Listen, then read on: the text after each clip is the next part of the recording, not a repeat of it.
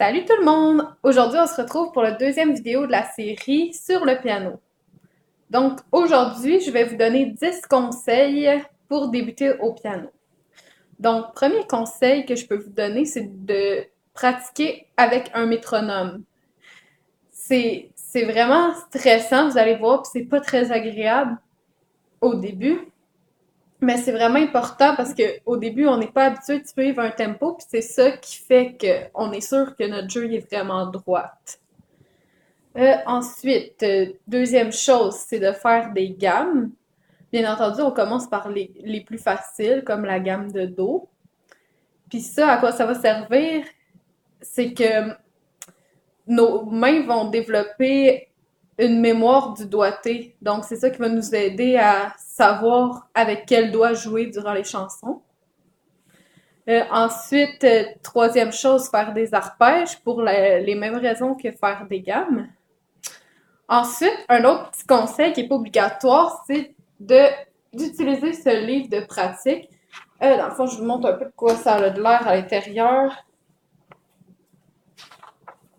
C'est comme plein d'exercices pour travailler vraiment différentes choses. Puis ça, comme je vous dis, c'est pas obligatoire, mais moi, c'est le livre que j'utilise pour mes pratiques avant de jouer.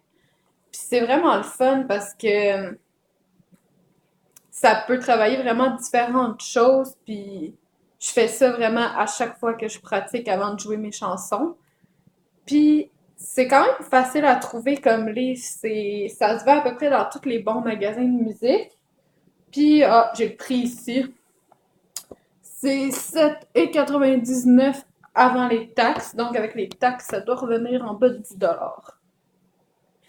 $. Cinquième chose, pratiquer la lecture en clé de sol. Ça aussi, c'est une chose qui est pas très le fun. Puis inquiétez-vous pas, vous aurez pas à le faire toutes les années que vous allez jouer du piano parce qu'à un moment donné, vous le savez par cœur, puis vous avez même plus besoin de chercher où sont placées les notes sur la portée. Donc vraiment, c'est au début quand on pratique la clé de sol, ça met par cœur, par cœur, par cœur dans la tête.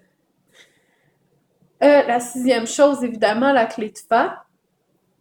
C'est le même principe que la clé de sol. Dans le fond, il faut que vous sachiez ça pas mal par cœur. Mais au début, sachez au moins la clé de sol, puis éventuellement, à force de pratiquer la clé de fa, sachez-la par cœur aussi, parce que... Et on n'est pas chanceux, les pianistes, c'est à peu près un des seuls instruments qu'on doit savoir deux clés.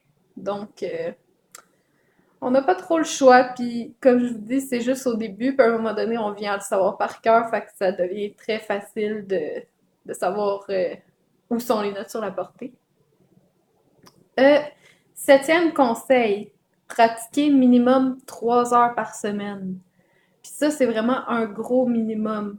Vous pouvez le faire comme vous voulez, vous pouvez faire 3 heures continues, vous pouvez faire 3 heures séparées, vous pouvez le faire à coup de demi-heure, mais c'est vraiment un 3 heures par semaine vraiment important.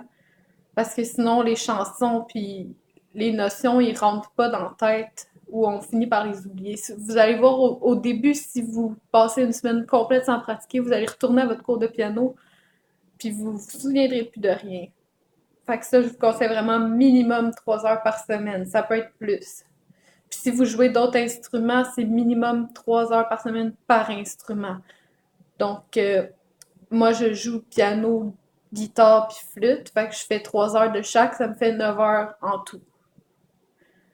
Euh, Huitième conseil, se tenir le dos droit.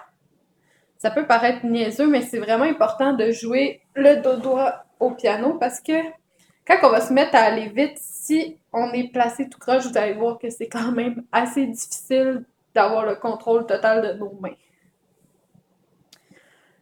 Neuvième conseil, si vous débutez au piano par vous-même, je vous conseille de prendre des cours parce que c'est les professeurs, ils connaissent ça, puis ils vont savoir quoi vous conseiller pour bien commencer.